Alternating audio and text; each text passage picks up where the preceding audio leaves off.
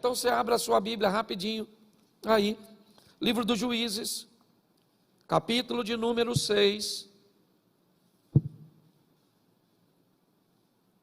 a partir do verso 1, eu quero só fazer uma reflexão com vocês, até porque eu acho que o ambiente aqui bíblico é bem parecido com tudo aquilo que nós estamos enfrentando, então eu vou ler bastante, mas vou falar pouquinho. Vamos lá. Porém os filhos de Israel fizeram o que parecia mal aos olhos do Senhor, e o Senhor os deu nas mãos dos midianitas por 7 anos. Prevalecendo a mão dos midianitas sobre Israel, fizeram os filhos de Israel para si, por causa dos midianitas, as covas que estão nos montes, e as cavernas e as fortificações. Porque sucedia que, semeando Israel, subiam os midianitas e os amalequitas, e também os do Oriente contra eles subiam. E punham-se contra eles em campo e destruía a novidade da terra até chegarem a Gaza, e não deixavam mantimento em Israel, nem ovelhas, nem bois e nem jumentos, porque subiam com os seus gados e tendas, e vinham como gafanhotos, e em tanta multidão, que não se podiam contar, nem a eles, nem aos seus camelos, e entravam na terra para destruir. Assim, Israel empobreceu muito pela presença dos midianitas. Então, os filhos de Israel clamaram ao Senhor. E sucedeu que, clamando os filhos de Israel ao Senhor por causa dos midianitas, enviou, vamos lá, o próximo, e enviou o Senhor um profeta aos filhos de Israel, que lhes disse: assim diz o Senhor Deus de Israel, do Egito eu vos fiz subir e vos tirei da casa da servidão, e vos livrei da mão dos egípcios e da mão de todos quantos vos oprimiam, e os expeli de diante de vós, e a vós dei a sua terra. Então, muda para o 11 aí.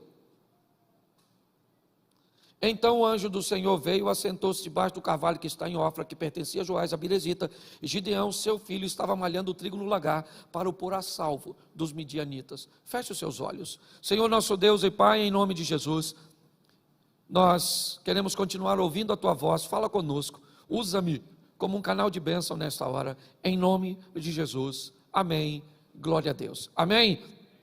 A primeira coisa que eu quero chamar a sua atenção para o texto, é que na maioria dos textos do Velho Testamento, você não vai encontrar nenhuma honra e nenhuma expressão de atividade satânica. Todas as vezes que o mal for aparecer no Velho Testamento, ou a grande maioria deles, você sempre vai ver o Senhor sendo designado como o autor do mal. Isso era uma prática muito comum, certo, no Velho Testamento. O espírito mau que atormenta Saul, ele vem da parte do Senhor. É o Senhor que endurece o coração do faraó, e não há expressão de que quando Moisés desce ao Egito, certo, para negociar com o faraó como um estadista, não há nenhuma expressão de uma ação satânica. Sempre é muito claro no texto bíblico que é Deus que endurece o coração do faraó.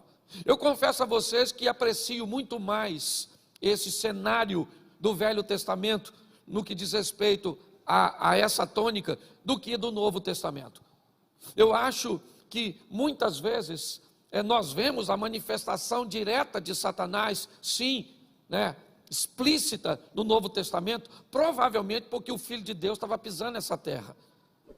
Então, já aqui o Cristo estava pisando aqui, me parece que isso deu margem para que o inimigo também fizesse isso de uma forma explícita e mais clara. Mas eu confesso que a Bíblia nos diz que aqueles que pertencem a Deus, o maligno não lhe toca. Então muitas vezes oferecemos muito crédito ao mal. Muitas vezes nós expomos muito a ação maligna. A Bíblia diz que os anjos do Senhor acampam-se ao redor daqueles que o temem, mas que Satanás está ao derredor. Me parece que o inimigo precisa de um voucher, ele precisa de uma autorização, ele precisa de um ingresso para entrar na nossa família, para entrar nos nossos negócios, porque nós somos capazes de blindar tudo isso, mantendo uma comunhão com Deus, uma afinidade, um estreitamento de relacionamento para com Deus. E nós estamos diante de um texto que fala de uma grande crise, que trouxe medo, trouxe isolamento social. Nós estamos olhando para um texto que descreve muito bem o ambiente que nós estamos inseridos na atualidade.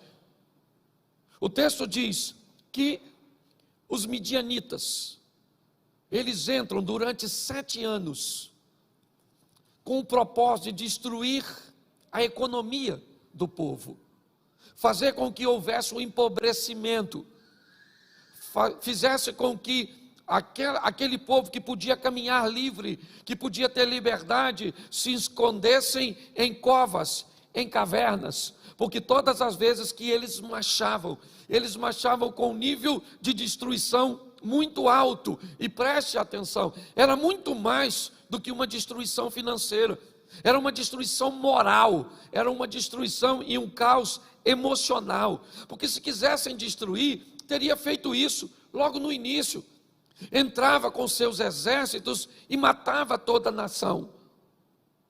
Só que eles não queriam matar a nação, eles queriam usar a nação como um subproduto para eles.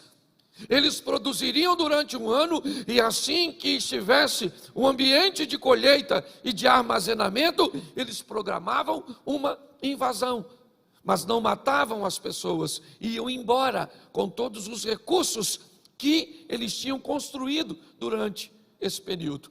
Então você imagina, eles plantavam para o filho dos outros comer, eles plantavam para que os outros prosperassem.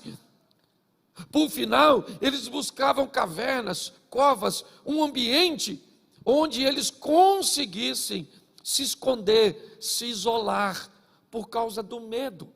Era isso. E nesse ambiente, Deus vai enviar recursos.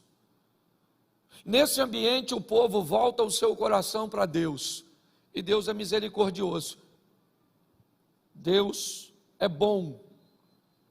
E quando o povo clama a Deus, Deus manda um profeta, que vai exatamente, debaixo do carvalho que está em Ofra, que pertencia a Joás o Abiezrita, onde seu filho Gideão está malhando o trigo no lagar, para o pôr a salvo dos midianitas, como diz o texto. Preste atenção, Gideão também é alguém que está com medo, é alguém que tem sofrido os danos, o empobrecimento. Gideão é alguém que tem visto e vivido todas as dificuldades, como todos os demais. Porém, apesar do lagar ser um ambiente para beneficiar uvas, malhar o trigo no lagar é algo extremamente desajeitado, incoerente. Para malhar o trigo, ele precisava de um espaço maior, de uma condição mais favorável. Mas ele não tem isso. O que ele tem é um lagar. E me parece que Gideão vai ser escolhido, não porque Deus tem privilégios, não. Eu tenho aprendido que a oportunidade ela é basicamente universal. As pessoas é que decidem o que irão fazer com elas. Eu falei aqui esses dias, estava escuro para 12 discípulos, estava ventando para 12 discípulos, o medo tomava conta dos 12, Jesus aparece em cima d'água para os 12, mas um dos 12 diz, eu quero andar sobre as águas. E por que é que os outros 11 não andaram? Porque não quiseram. Se quisesse ir, o poder que Jesus tem, daria suporte para todos eles andarem sobre as águas. Imagine se fossem mais ousados, dissessem para Jesus, já que estamos aqui, vamos embora a pé, andando sobre as águas. Você vai me convencer que na linha do vale de Elá ou de Socó, onde Davi se predispõe a desafiar Golias, isso não poderia ser feito por nenhum outro soldado de Israel? É isso que você quer me dizer? É isso que você pensa? Que se um dos filhos de Saul, ou até mesmo um dos irmãos de Davi, como Eliabe, Abinadab ou Samar, Jonatas, o filho de Saul, que era valente, ou até mesmo Saul, que havia se perdido, se tivesse tomado a posição que Davi tomou na frente de batalha, não teria ele vencido o gigante? Sim, mas por que é que Davi venceu? Porque ele resolveu pelejar. A dificuldade tem vindo para todos, seja no campo espiritual, emocional ou material. Se você pensa que há um complô do mundo ou da estrutura contra você, você está muito enganado. A proposta do maligno é roubar, matar e destruir. Essa é a sua missão. Qual é a diferença entre as pessoas? É que alguns nutrem e guardam suas forças para conseguir sobreviver a essas adversidades. A maldade está espalhada em todos os ambientes. Ah, pastor, mas Jesus vai voltar e tem que se cumprir tudo isso, tem que se cumprir e vai, mas isso não significa que eu que tenho que abrir uma concessão para aceitar tudo isso, de qualquer maneira. Nós somos um soldado de Cristo, enquanto nós pudermos, nós vamos estar lutando contra o sistema. Posso ouvir um amém da igreja? É isso, é assim que funciona. Apesar de todo aperto, de toda dificuldade, de todo ambiente inadequado, Gideão é alguém que está trabalhando, para quê? Para levar recursos para sua família, num ambiente exposto, não. Ele está num ambiente onde as pessoas não consigam vê-lo, um lagar, um ambiente pequeno, onde seu propósito é malhar o trigo e escondê-lo para alimentar a sua família. Mas os midianitas estão vindo aqui, estão roubando, e já que eles estão roubando, eu não vou produzir, não. Não é assim que funciona. Eu vou continuar produzindo, eu vou continuar fazendo, eu vou continuar lutando, porque aquele que há de vir virá e não tardará. Nós temos que entender que Deus está no controle de todas as coisas. Cuidado com o fatalismo. Mas o anjo vem e conversa com Gideão, e é tão legal nós vermos esse bate-papo, porque o anjo aparece para Gideão e diz: homem valente, o Senhor é contigo. Gideão disse: se o Senhor fosse conosco, por que está nos acontecendo tudo isso? Por que é? Olhe bem, ele continua trabalhando, é verdade, ele continua lutando, mas quando alguém aparece para ele, né, eu não sei se ele conseguiu identificar que era um anjo, mas ele começa a conversar com o anjo e dizer para o anjo, ou para aquele que conversava com ele: se Deus é conosco, por que é que está acontecendo tudo isso sobre nós? Note que a situação emocional, ela também atingiu Gideão. Quando o anjo começa a falar da força de Gideão, ele não está falando da força de Sansão, não. De uma força que se exterioriza para vencer, certo? Para pegar uma queixada, para enfrentar os desafios, para derrubar as colunas do templo. Não, é de uma força interior, de alguém que reúne o restinho de suas forças para plantar e colher em ambiente inóspito, inadequado. É disso que o anjo está falando com ele. Por isso que quando ele é chamado de valente pelo anjo, que consegue ver em Gideão valores que ele mesmo já não consegue enxergar nele. Isso é muito comum na sociedade onde estamos vivendo. Destrua os valores que as pessoas, né, são capazes de enxergar nelas mesmas. Faça com que elas se depreciem. Não goste de seu corpo, não goste de seu cabelo, não goste de seu peso, não goste de suas unhas, não goste de seus olhos, não goste de sua casa, não goste do governo, não goste da polícia, não goste do bairro, não goste de ninguém.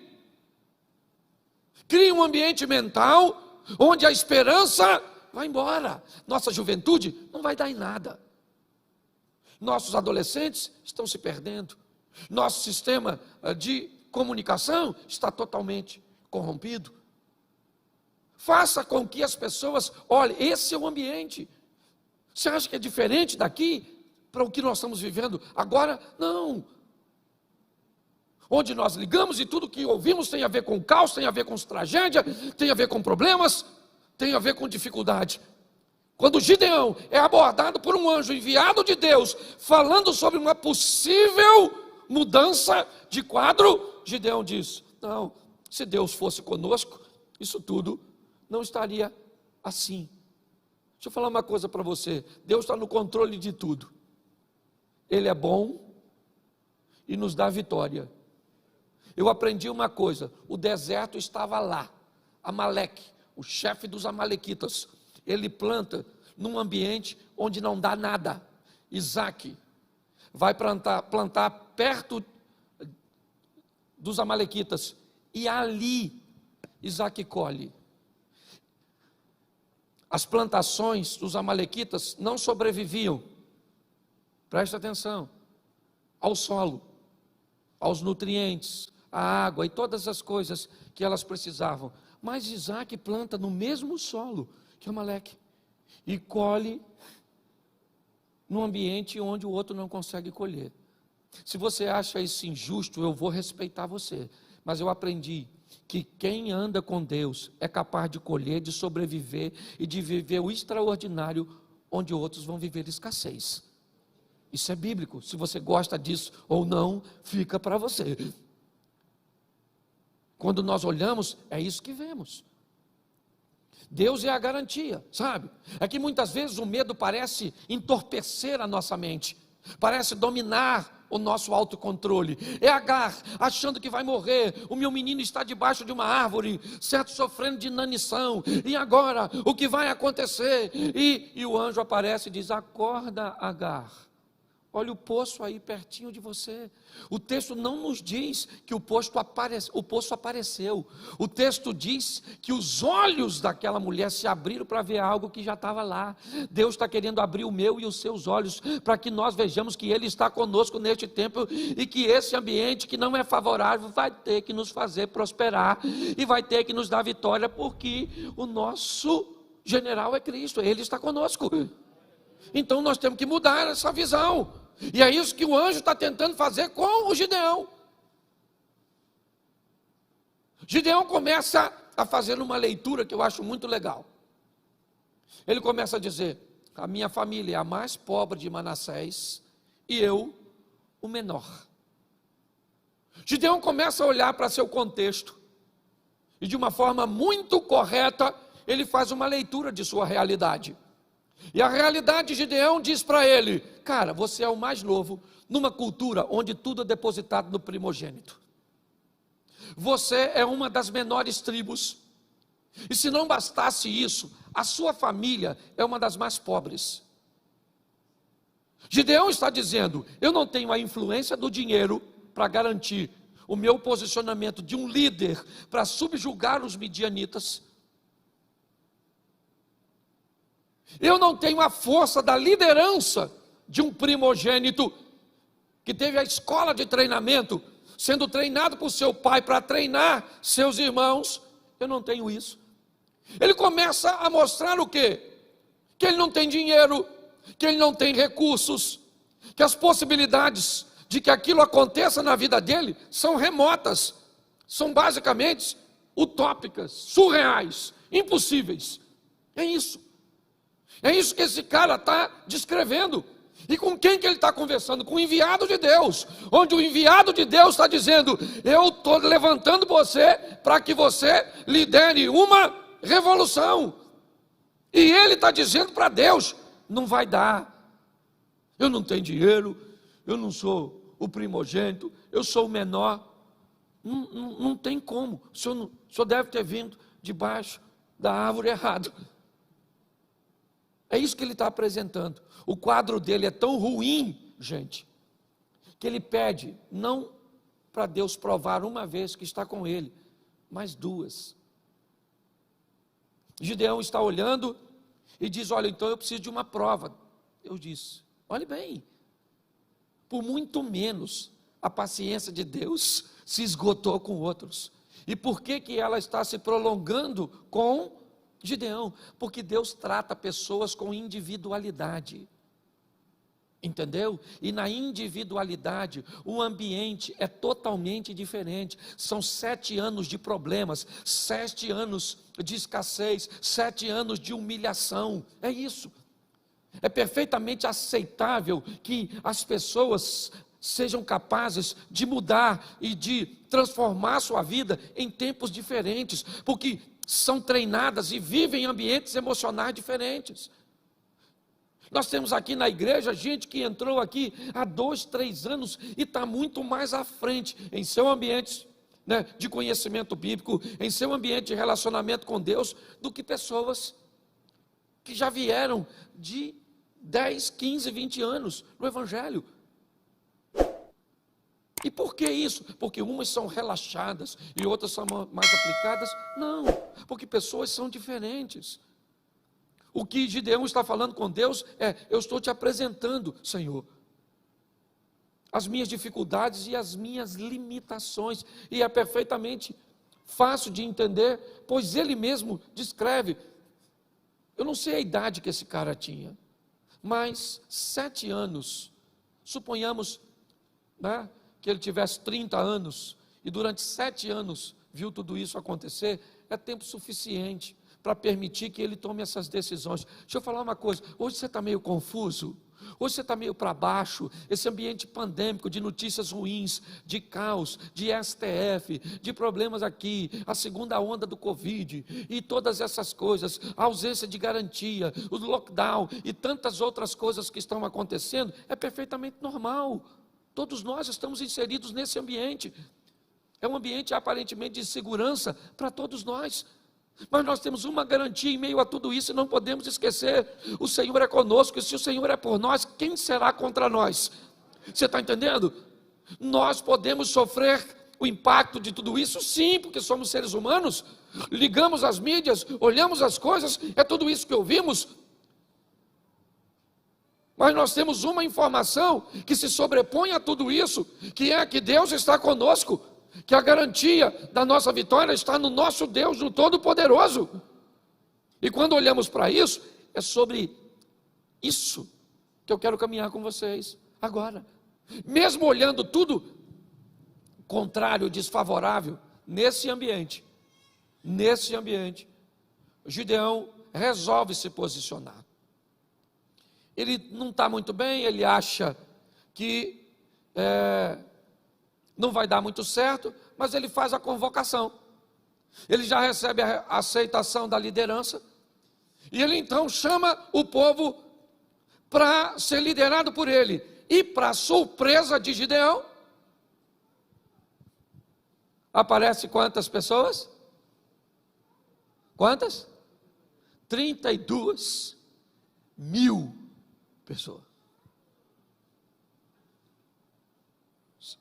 Pensa nisso. Um cara que achava que ninguém ia seguir ele, agora do nada ele faz uma convocação, e Deus faz com que 32.000 pessoas. Deixa eu te mostrar esse texto aqui. Espera aí. Me ajuda aí se alguém tiver com ele na mão.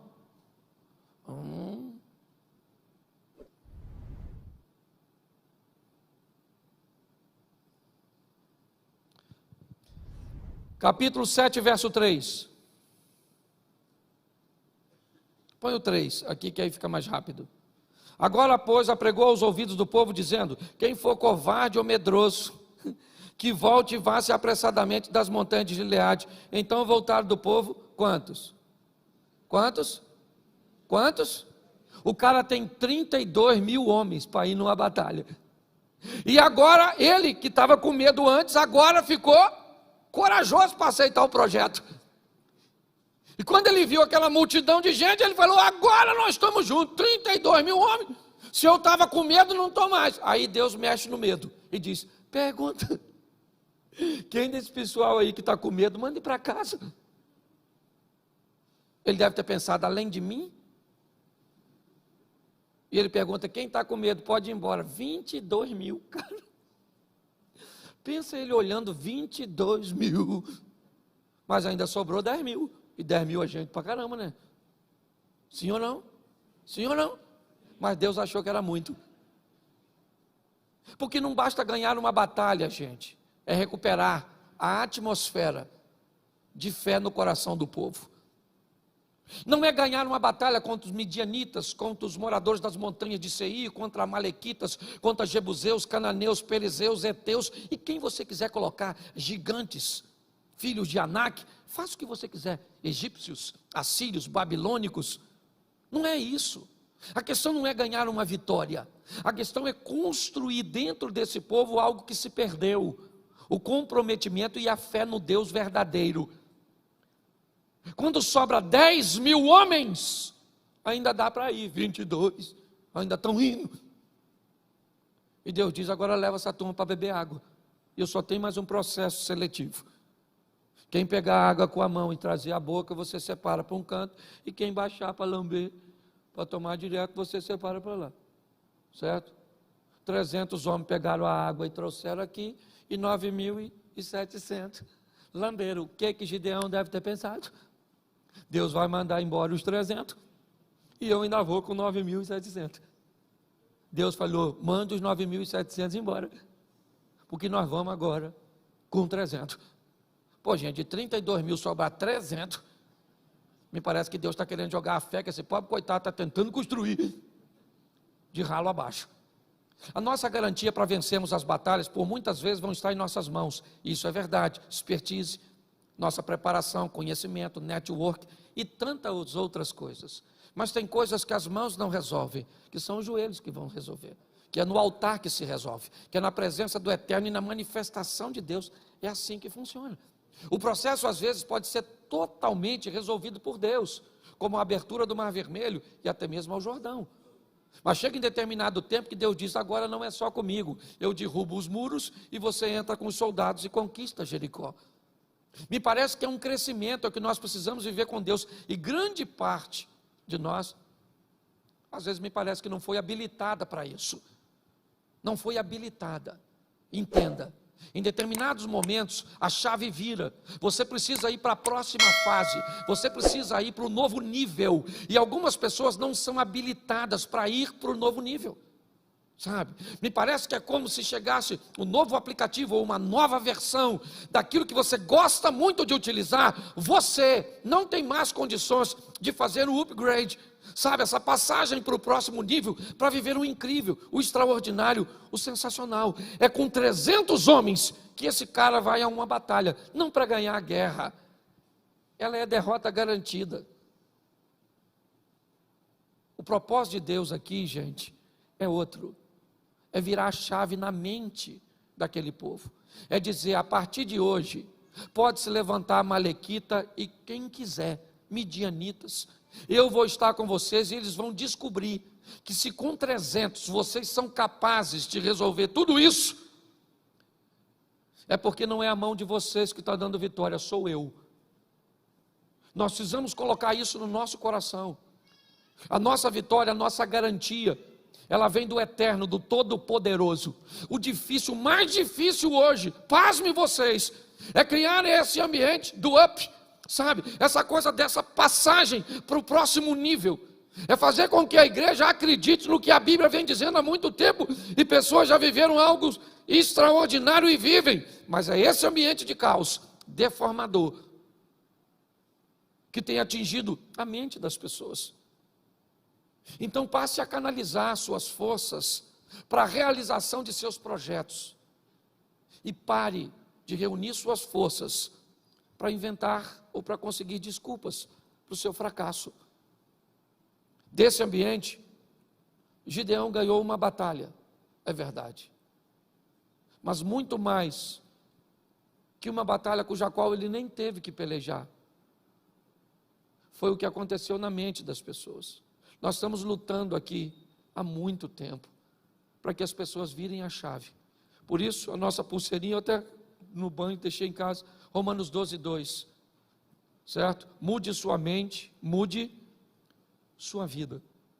Nosso propósito é levar você para a próxima fase da sua vida, mas isso só é possível se você desejar fazer essa transição. Independente do ambiente religioso que você viva, onde Cristo é o Senhor. Eu vi uma frase essa semana passada que gostei muito. Às vezes, terminando o culto ou falando com a internet, nós tínhamos o hábito de dizer, você que está aí, procure uma igreja mais próxima da sua casa. E alguém me corrigiu e me disse, pastor, quando for dizer isso, diga, procure uma igreja mais próxima da sua Bíblia. Porque tem igreja que está mais próxima da sua casa, mas está muito longe da sua Bíblia. Vamos viver uma vida onde o nome do Senhor seja glorificado através de nós, onde a próxima geração, certo, vai até ler a Bíblia, mas muito mais do que ler a Bíblia, ela vai olhar para a nossa vida. Quando Jesus muda a história do endemoniado, ele não diz, vá para a sua casa e fale para eles o que eu fiz por você. Vá para a sua casa e mostre para eles quão grandes coisas fez o Senhor por ti e como teve misericórdia de ti. 2 anos e meio depois, Jesus volta por Sidom e Tiro, ao território de Decápolis, e 4.000 homens, sem falar mulheres e crianças, estão prontas para ouvir o que Jesus tem a dizer. E o único missionário que ficou lá, Robert, foi um camarada que andava nu, atacava as pessoas, certo? Por quê? Porque ele consegue enxergar valores que nós não conseguimos enxergar. O ano está acabando. É verdade, e Ele ainda pode trazer para a sua vida coisas extraordinárias. Para Deus fazer um milagre, o ano não precisa virar. O que precisa virar é essa chave na sua e na minha mente. Então eu preciso que você fique de pé agora e saia, porque hoje é o primeiro dia da semana e hoje, já é basicamente a última semana.